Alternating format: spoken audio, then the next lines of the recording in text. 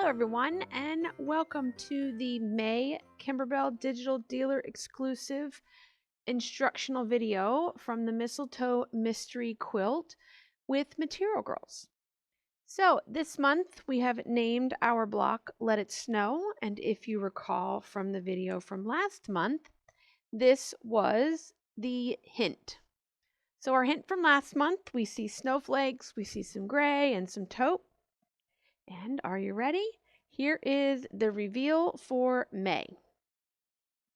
We actually have two May blocks, which is this snowflake, a freestanding lace snowflake that is attached to a background piece, a quilted background piece. And then we also have to do pieced filler blocks 10, 11, and 14. The freestanding lace for this month will fit into a 4x4 hoop. It's a medium hoop. We are going to place some wash away stabilizer in that medium hoop, and we are going to put the white embroidery thread in both the top and the bobbin for this design. So you can see we are going to make two of these blocks. Each of them, they say, is 3 parts. So we're going to make the snowflake. We then quilt the background piece, and then we sew the snowflake to the background piece. And up there at the top, you see the word hand sew. And if you know Material Girls, we will give you all the things so that you don't have to use hand sewing. And I will show you in this video how to use your sewing machine to attach this snowflake. So first up, we are going to place in our hoop, we're going to place our wash away stabilizer. There are a few things that, there's our block. Here's what it will look like. You can see there's our dimensional little snowflake. There are 2 ways that you can do the wash away stabilizer. You can use 2 layers of aqua mesh, okay? And so that's what I have here. Or you can use a layer of aqua mesh and a layer of Badge Master. You do not want to use just Badge Master in this hoop. So Badge Master, you can see, is this clear, okay, and that's what I embroidered this snowflake on. The clear I usually put on top. The Badge Master perforates, which is why you don't want to put just Badge Master in the hoop, because very likely when this design gets finished, it's not going to be attached to the Badge Master anymore. So that's why we use a layer of Badge Master and a layer of aqua mesh. The other reason that I've opted to use the Badge Master with a layer of aqua mesh is I want this lace to be pretty stiff, okay? And the Badge Master usually results in a stiffer, more rigid lace, provided you don't over rinse it, and versus the 2 layers of aqua mesh, whereas the 2 layers of aqua mesh are going to give you a more soft, supple type of snowflake. And depending on how much you want to really tack this snowflake down, if you use 2 layers of aqua mesh, it may be a little soft, but it's not going to be incorrect. So it really doesn't matter. If you've been doing freestanding lace with Material Girls for a while, you know that our recipe for freestanding lace is 1 Badge Master and 1 layer of aqua mesh. So that's what we're going to put in the hoop. Okay, we're going to take this hoop over to the machine, and we are going to load in our machine. I have white embroidery thread in the top, and I have the same white embroidery thread in the bobbin. Okay. They note in here to use bobbin thread, not top thread, in the bobbin to stitch the lace. I am not 100% sure why you will see that note here in throughout the instructions. I did use my Isacord top and bottom, and mostly because once we take this lace out of the hoop and we start rinsing, it can be challenging to tell what is the right and the wrong side of the snowflake. I did not have any problems stitching with the embroidery thread in my bobbin for the project. So I don't exactly understand why they have placed that note there. So once we have our white thread on top, our white thread in the bobbin, we are going to put, I have the medium 4x4 hoop. This lace I'm going to do with the 2 layers of aqua mesh. I have my embroidery design open from the May folder, and I'm just going to hit go.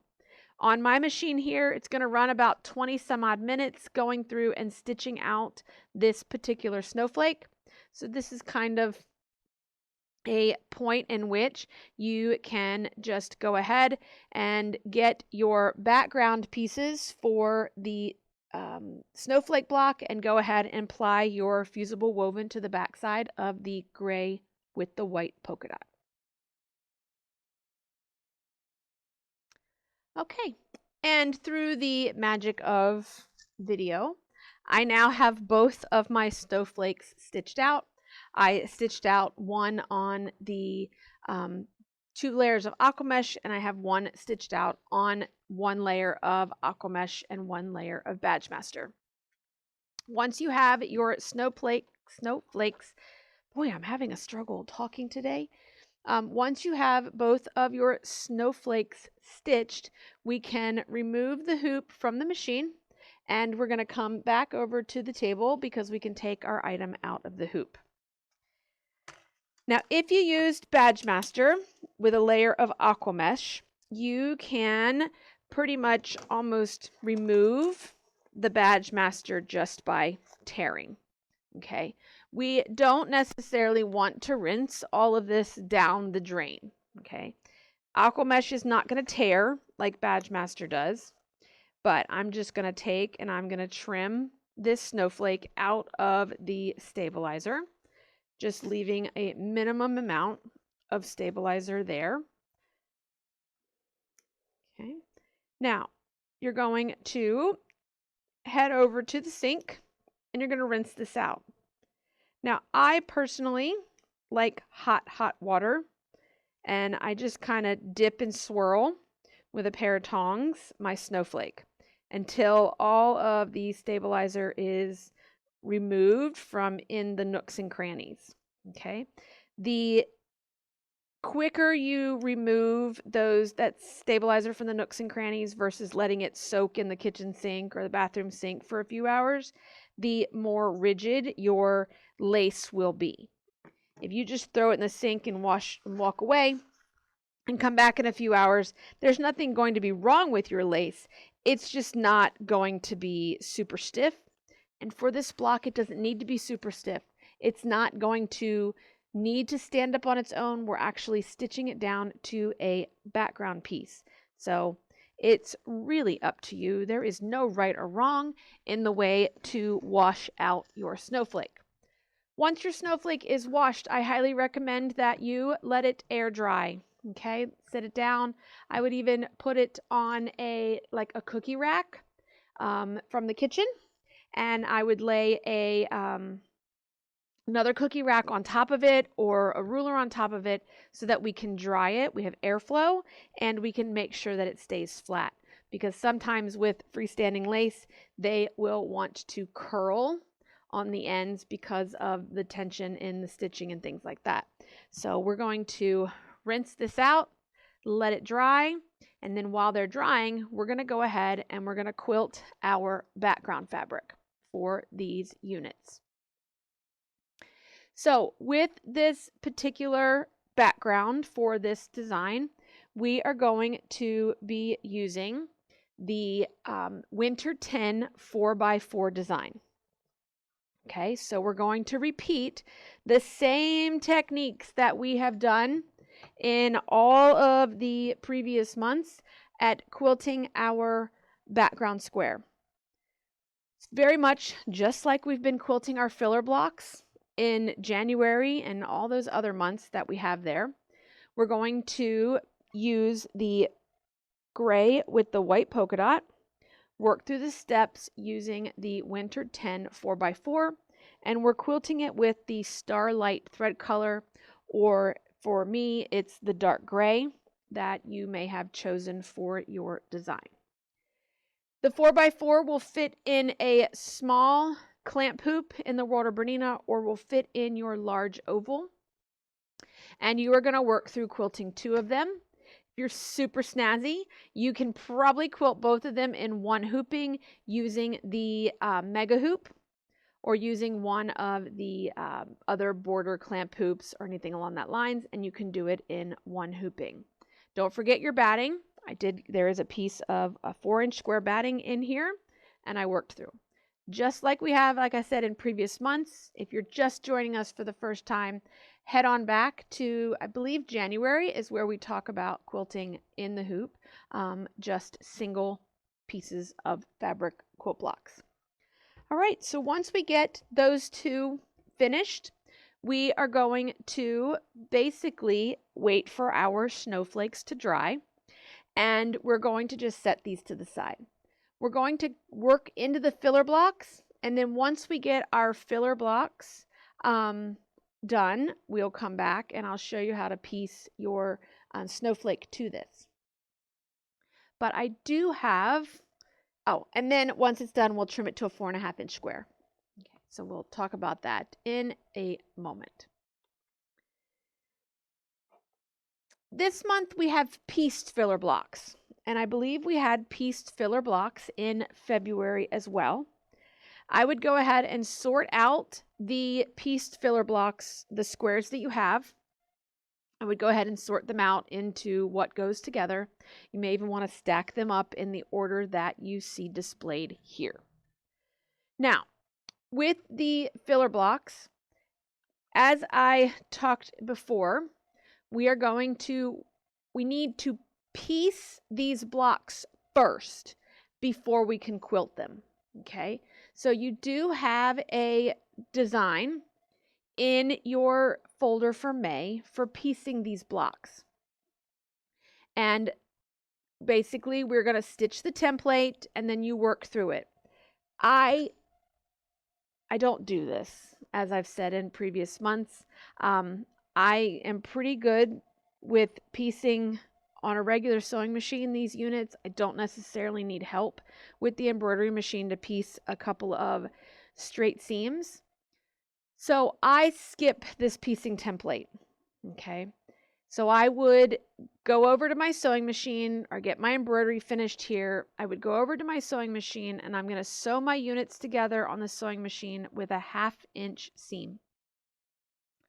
Once the units are sewn together with the 1/2-inch seam, I will apply a piece of fusible woven to the entire unit. Okay, so I don't put fusible woven on the individual squares while I am working to piece it, okay, because I don't really want it in the seam allowance. I put it on the back side of this file once it's pieced. Okay, so you can see here is the filler block. This here is filler block 11. I have pieced it on the sewing machine. I have applied a piece of fusible woven to the back side. This is oversized, it's bigger than I need, so that's why my fusible woven doesn't need to go all the way to the edge, because we're going to trim this down to 2.5 by 6.5, and right now he is 3.5 by like 7. What's that? Yep, 3.5 by 7. So he's plenty big. When we trim it up, that will get trimmed off. I have my piece of batting cut, so it is cut to 2 by 6. So I'll be ready to quilt that. And then we are going to find the design that we need for block 11. So block 11 is going to use the Christmas 17 quilt design. We're going to be using the white thread for this project. And we're going to be using the 2 by 6 design file. Now, once you have everything pieced, or if you've pieced it in the hoop, you've got everything pieced, either way, you want to look at the orientation in which you're going to put these designs in the hoop. Now, it's not the end of the world if in filler block 11 here, your red is at the top and your white's at the bottom. It would not be the end of the world, but you know, they know the ultimate layout at the end, and to ensure that you don't end up having two pieces coming together that may be the same fabric, you want to pay attention to the orientation in which you're laying this out. So in filler block 10, when you do the bow design, we are going to make sure that the red diagonal plaid is at the top when we place this in the hoop. And when we do the block 14, the green is in the top of the hoop. And if you look at the filler block 11, we want to make sure that white is at the top of the hoop. Okay, so I have opened up the appropriate design, that Christmas 17 2x6. I have white thread in the top. I have poly mesh stabilizer in my hoop, and I have gone ahead and I have stitched color stops 1 and 3. We are going to skip color stop 2. Okay, we don't need color stop 2 because that would be what we use to tack down our batting, and since we are using batting that is pre-cut to size, we don't need that particular color stop. Okay, I do stitch color stop 3 because I want to make sure that I get my quilt block on here appropriately and evenly. Okay, so I use a little bit of glue stick to get my batting to stay in place. I'm going to take my unit and I'm going to place it right side up over top of that batting, making sure that I've centered between top and bottom lines and left and right. So I like to fold back halfway, and I can see that I'm about a 1/4 inch beyond the line here at the top, but I'm only about 1/8 here at the bottom. So I'm just going to move that until I'm even left and right. And then I'm going to repeat the process also this direction. Okay, and then I will do it one more time. Yep, that direction. Now I am going to take a piece of tape just so I know that it stays in place between here and getting it back over to the machine, which is where we're going to go now. Okay. We are going to run color stop 4. Color stop 4 is going to stitch this into the hoop. It's going to hold it in place for us. Once we've got it tacked to the hoop and held into place, we can go ahead and run the quilt design. There is our quilted unit. Once we have our unit quilted, we can take it out of the hoop, and we are going to trim it up to 2.5 by 6.5, which is ultimately here going to be from the color stop 4 that we stitched to use to hold this unit in place. And I always just double check my measurement so that if anything moved or shifted, I don't cut myself short. So those are the 3 pieced blocks that we are going to be doing, pieced filler blocks that we're going to be piecing and quilting. Whether you piece it using the piecing template and the steps in the embroidery machine, or you piece it with the 1/2 inch seam with your presser feet like traditional sewing, the end result is absolutely the same. It's just up to you. I think it's faster to piece it on the sewing machine, but for some people, they're not much into piecing on the machine, and they'd much rather the embroidery machine do it for us. Now that our filler blocks are complete, we're going to switch our machine back over to sewing here, and I'm going to talk about how to get your snowflake tacked to its background fabric without having to thread a sewing machine needle. So there are a couple of stitches that you could use for this, one of which is a zigzag, and we could choose our zigzag stitch. Hold on, my machine's got a straight stitch plate on it, so let's turn that off. So I can choose a zigzag stitch. We can then drop the feed dogs on the machine. Ultimately, that's going to take away any sort of movement in the stitch, so you don't need to adjust stitch length because we removed the feed dogs, so the machine's not going to move. We can adjust the stitch width to make sure that it is jumping far enough left to right to cover the piece of our lace that's in here, okay? For me, what I like to use is in my buttonhole menu, there is a button sew-on program, okay? So the button sew-on program automatically removes any length, disengages my feed dogs for me, and has a preset number of times it jumps back and forth. Okay, so it's really going to be, pretty pre-programmed. And for me, I like that. So we're going to take our block. Now, I am not going to trim my quilted block up to the 4.5-inch square yet. I'm going to leave it in the larger size at the moment because I want to be able to make sure that I truly get this centered. So we want to center the snowflake inside the square that we have here. And if you look here, from the stitched lines that are holding our background fabric down, that is where we're going to trim up to 4.5. And half of 4.5 is going to be 2.25. And that's going to be the center of the square. So I'm going to take my ruler and I'm going to measure over 2.25 and up 2.25 from those lines. And I'm just going to basically draw a little cross. A little cross right there. That tells me that that's where the center of my snowflake is going to go. And so I'm going to look at these basically center snowflake pieces, and I'm going to line them up to the best of my ability, okay, at what I think is center. And I'm going to then take a piece of tape here, just like that. Okay, so I have them taped in place.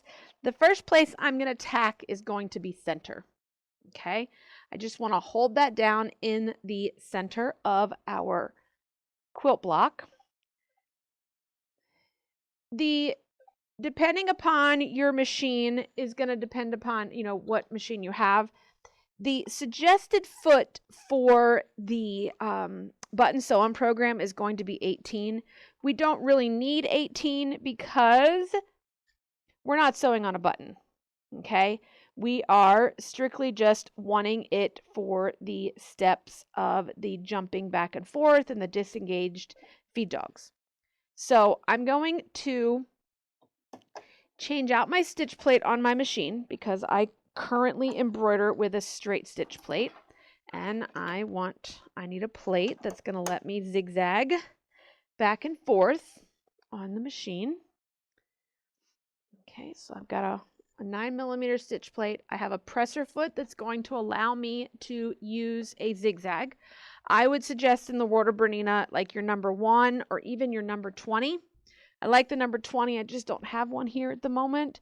The 20 is missing this bar through the middle of the foot, so you can kind of see where exactly where it's stitching. So I'm kind of in the center of my unit here. I'm happy with the way everything is, and I'm going to step on the gas, and I'm going to keep my foot on the gas until the machine stops. So we jumped back and forth left and right. Now I'm going to raise my foot, and I'm just going to rotate my star or my snowflake the other direction. So now I'll have a stitching that goes this way and a set of stitching that goes this way. So kind of a cross in the center. Now he is tacked in place. There's the little tiny tack that's on the back of my block. And now we will work through tacking as much or as little as you like. I tacked at the base of this last little V on each of our snowflake. So that kind of holds this whole branch down. Whereas for me, I can take this tape off right now. Over time, you don't want this to start curling up like that, and I wanted it to stay flat. And so by using the bar tacks to hold down the outermost points, one, you can't see them, and two, just keeps everything nice and straight.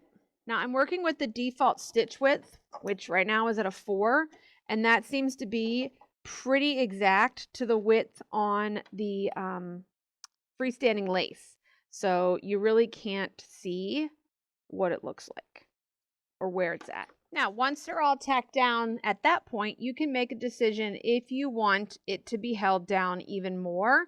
You could come out and tack close to the edge of each of these points if you would prefer them not to kind of curl up. I'm going to leave them at the moment.